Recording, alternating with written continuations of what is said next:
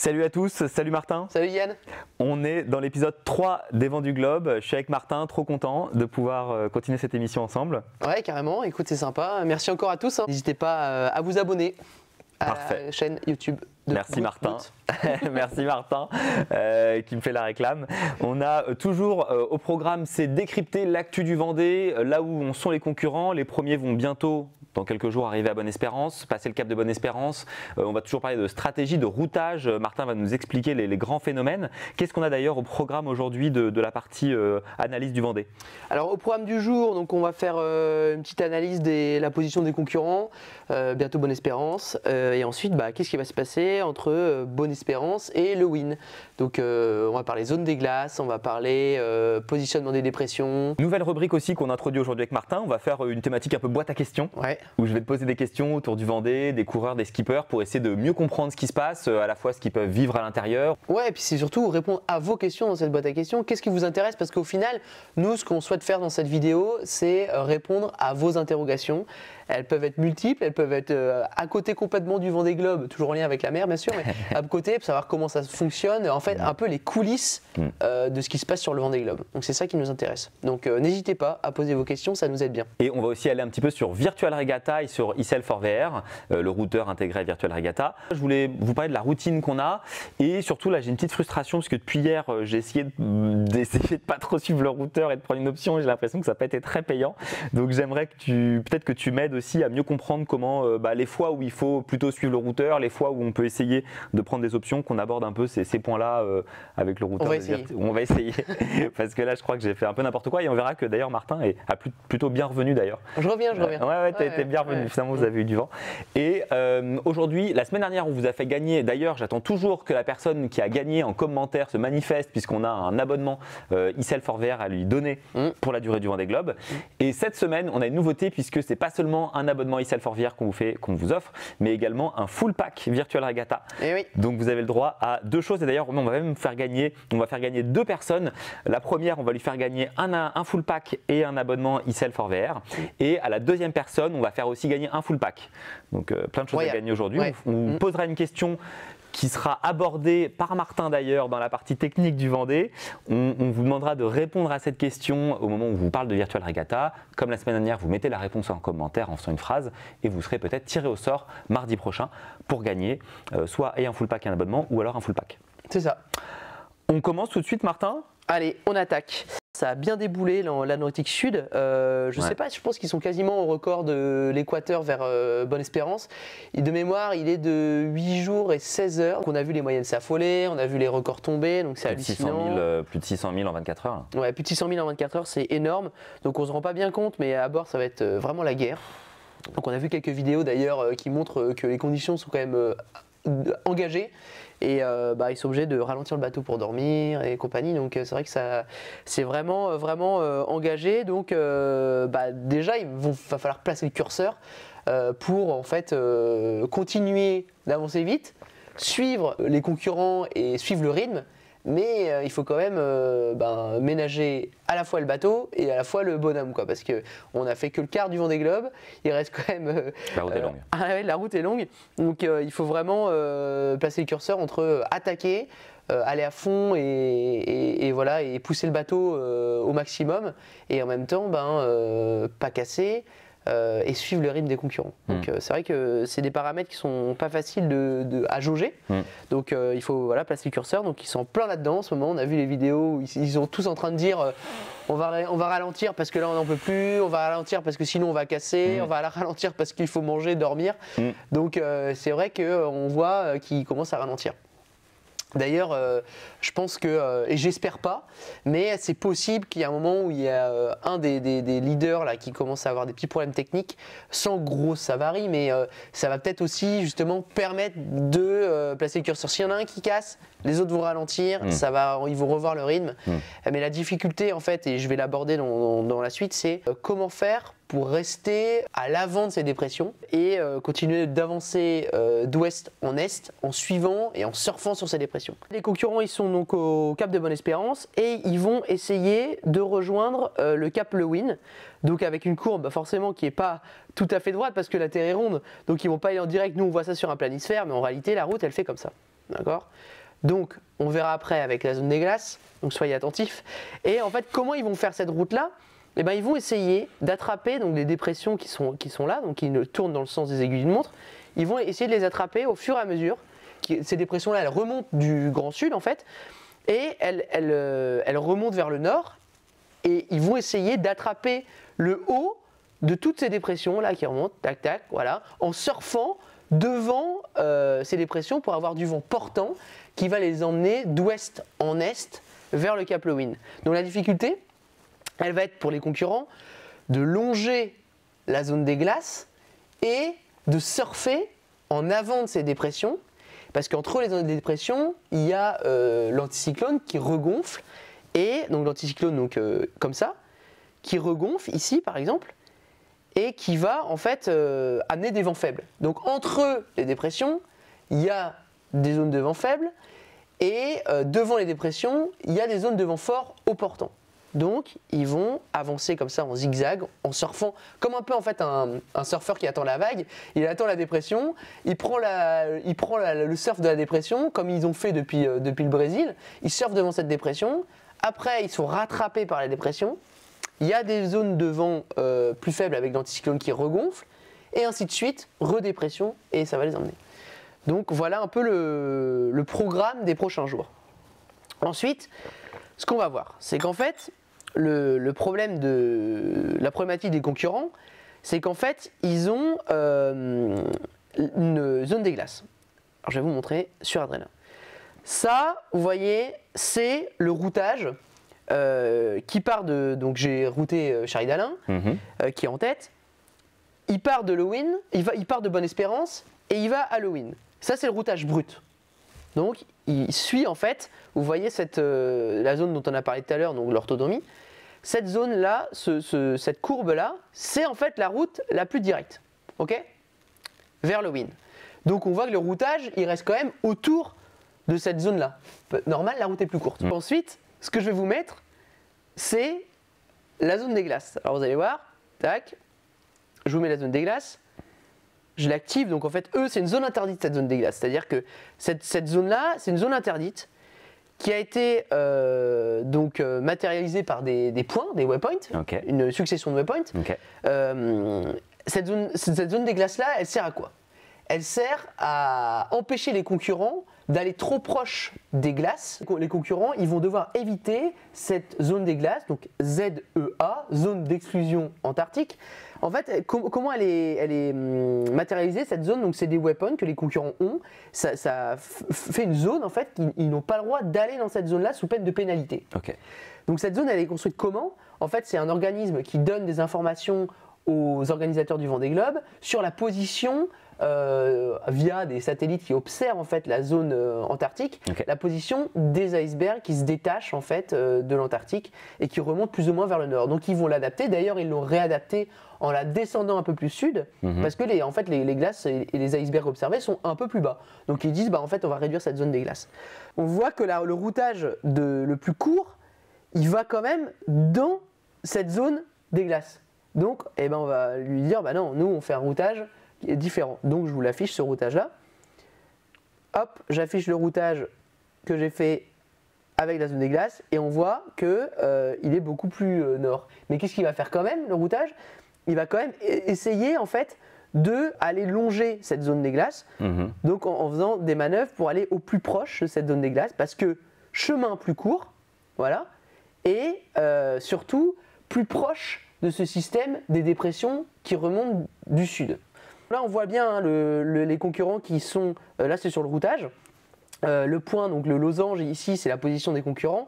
On voit que là ils peuvent se permettre de s'écarter de la route des glaces en surfant sur le haut de cette dépression qui est remontée un peu vers le nord.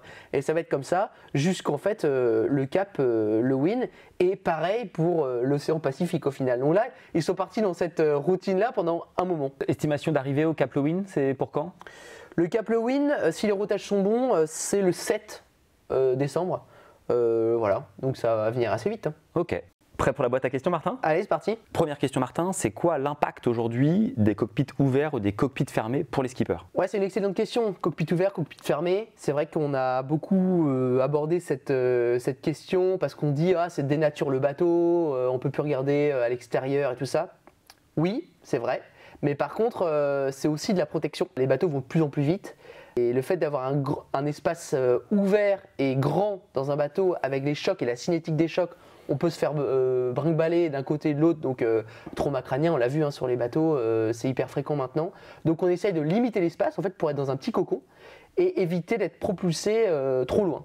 Donc ça c'est la première chose. Ensuite, on a vu qu'il y avait les bateaux allaient de plus en plus vite, donc on a beaucoup d'eau, tout ça à passer sur le pont. Donc on évite d'avoir des cockpits ouverts pour limiter les entrées d'eau déjà, pour être un peu plus au sec, pour préserver sa peau, parce que c'est vrai que quand on a des embruns et tout ça, du sel, toujours l'humidité, c'est vrai qu'on a des problèmes de peau assez rapidement. Ensuite, je trouve que ces cockpits-là permettent aussi de garder la chaleur, parce que là, on ne l'a pas vu, mais ils attaquent le Grand Sud. Qui dit Grand Sud dit froid, dit zone des glaces, donc il fait très vite froid dans les bateaux.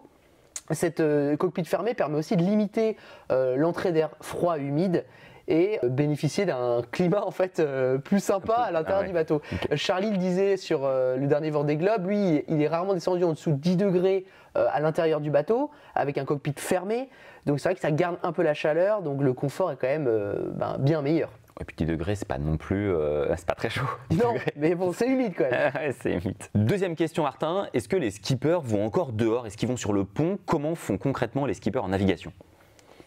Alors en fait ça rejoint un peu la question d'avant, c'est qu'en fait maintenant ils ferment les cockpits parce que justement l'extérieur du bateau sur des bateaux qui vont si vite, c'est un peu la dead zone quoi. C'est un peu la zone au-dessus des 8000 en alpinisme, c'est-à-dire que quand on va dans cette zone, on essaie de ralentir le bateau au maximum parce que c'est pas possible de sortir quand on va à 30 nœuds.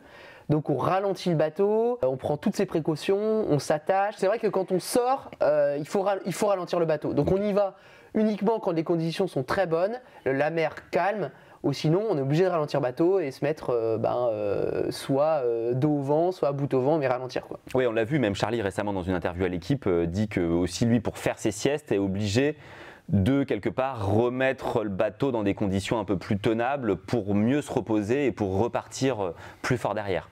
Ouais, c'est vrai qu'il y a, on le disait tout à l'heure, il y a une gestion du curseur, la perf à tout prix, faire avancer le bateau à fond, mais aussi préserver le bonhomme quoi.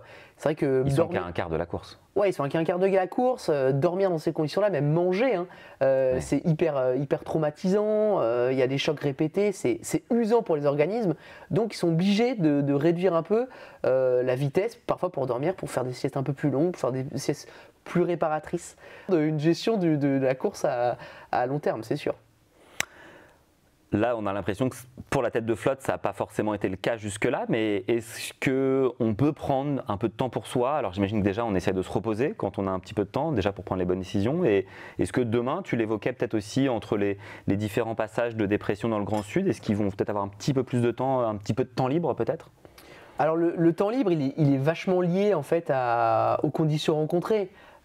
Parce qu'on voit que ils peuvent, dans les conditions dans lesquelles ils sont là, ils ne peuvent pas se permettre de s'évader, de profiter du moment. Ils sont vraiment focus sur je mange, je dors, je fais de la météo.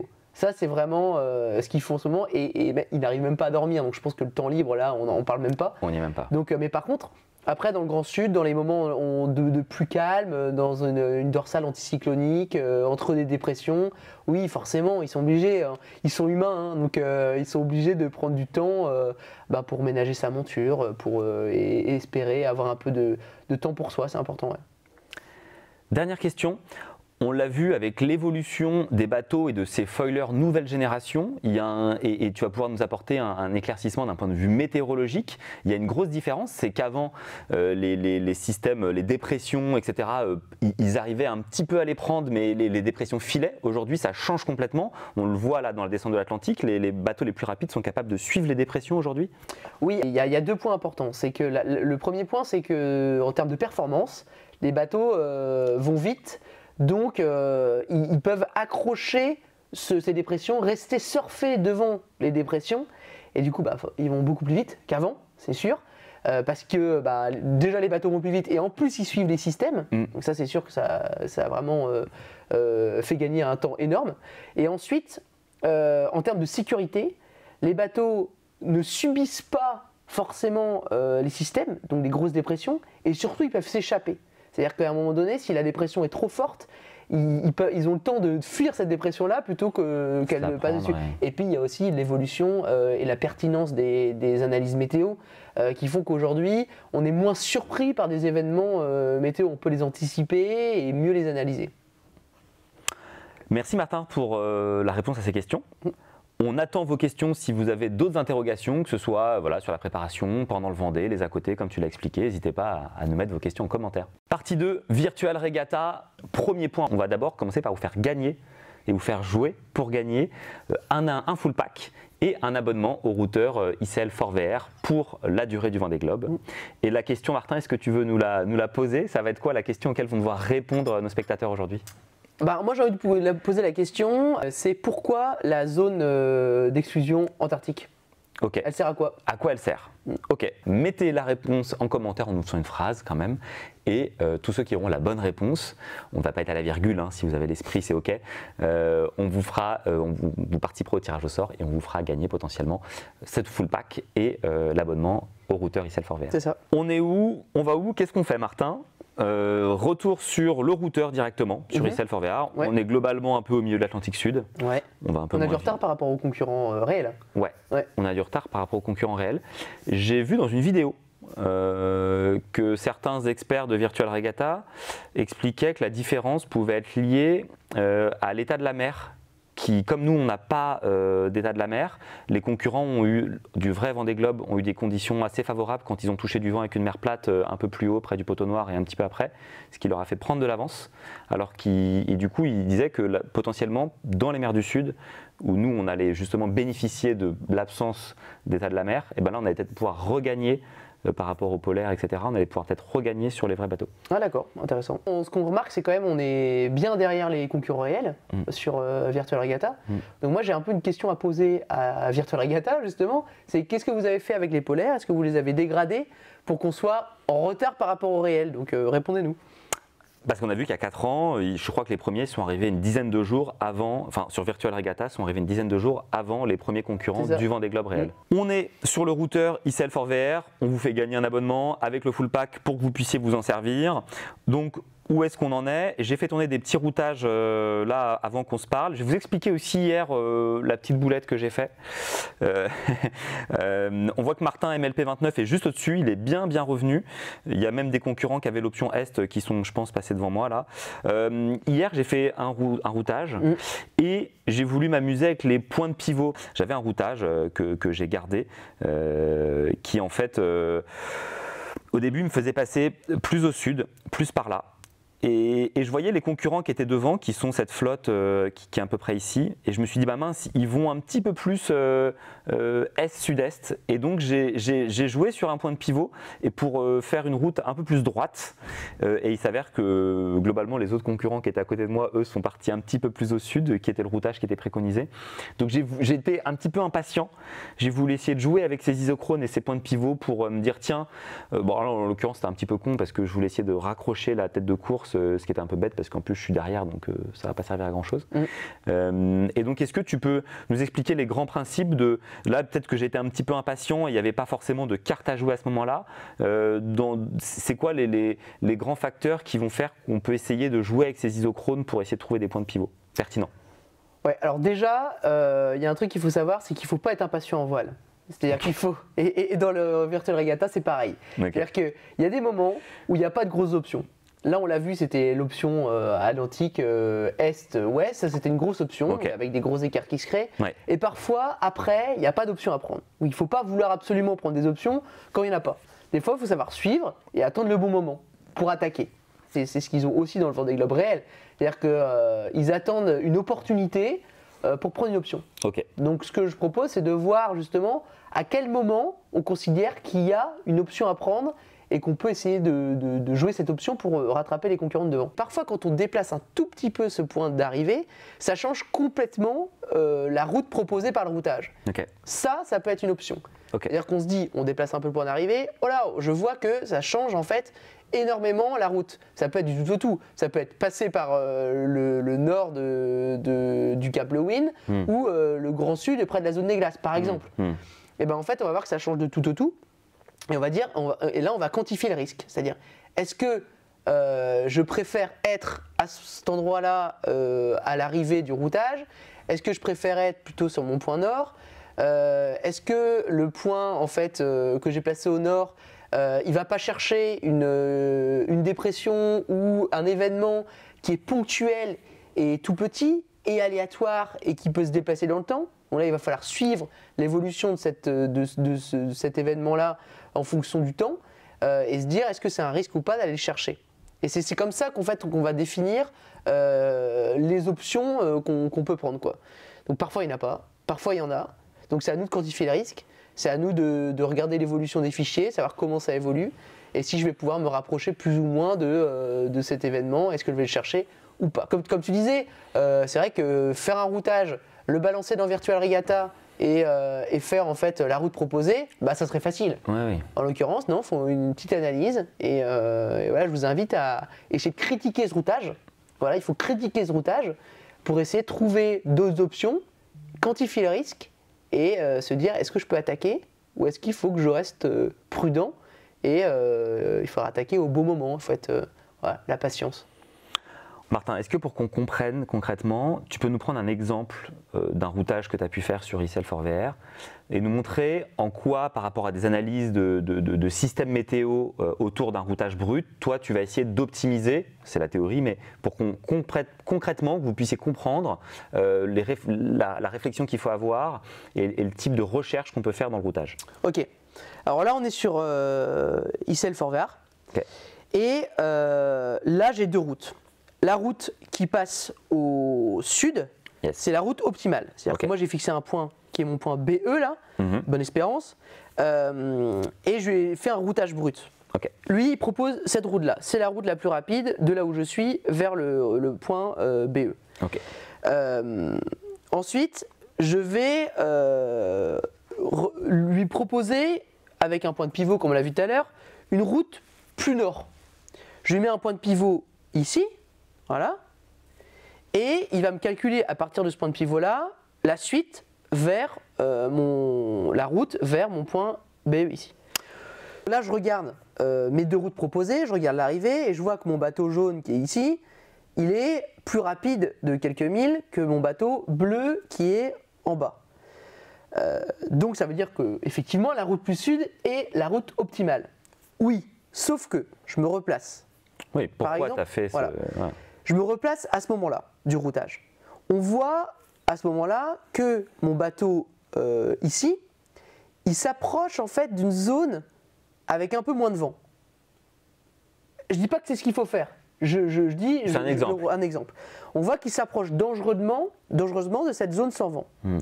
Là, tu peux te dire, ok, mais c'est la route optimale. Mais si ce système-là, il se déplace vers moi et qu'en fait, à l'arrivée, je prends ce risque-là, mais j'ai que quelques milles de retard par rapport à la route qui est ici, est-ce que j'ai pas intérêt à faire la route plus sûre au nord et pas aller flirter avec ce système météo? Donc parfois, tu peux essayer de te dire, je prends pas de risque, je prends la route nord, et on voit qu'il y a quand même des gros écarts de route ici. Donc ça, par exemple, c'est une option. Voilà, ça, typiquement, ça peut être le cas d'une option.